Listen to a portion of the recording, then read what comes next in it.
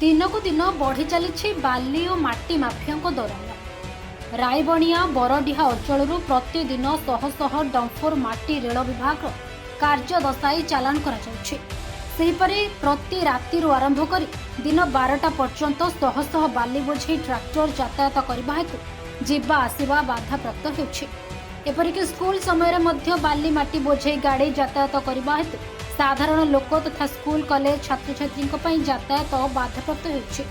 रास्तार बाली माटी जमीबा सह प्रबल धूड़ी उड़ी निश्वास प्रश्वास नेबा कष्टकर होछि। प्रहराजपुर दक्षिण प्रहराजपुर मालीपाल बेहरासाई गुआगड़िया शिखरपुर आदि बेआईन खादनरू बाली चोरा चालाण करा जाउछि। आज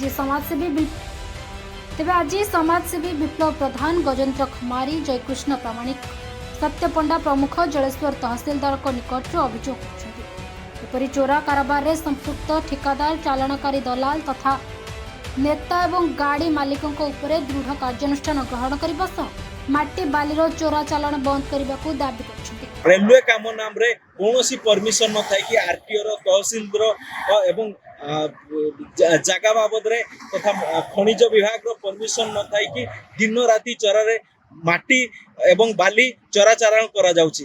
एमिति कि स्कूल एवं कॉलेज पिलांकर जीवा आसियार मध्य असुविधा होची। प्रशासन ए दिगरे सचेतित हो रायबणिया अंचल जंगल तथा जमी एवं बालीर सुरक्षा आम समस्त दायित्व आशा करूछु। प्रशासन ए दिगरे पदक्षेप नब एवं एभलिया चोरा चालाणकारी दलाल मानकु गाड़ी ड्राइवर गाड़ी मालिक मानकु एवं जो मुष्टिमेय व्यक्ति माने एथिरे संपृक्त अछंती सेमानक विरुद्ध रे दृढ़ कार्यानुष्ठान ग्रहण करियो।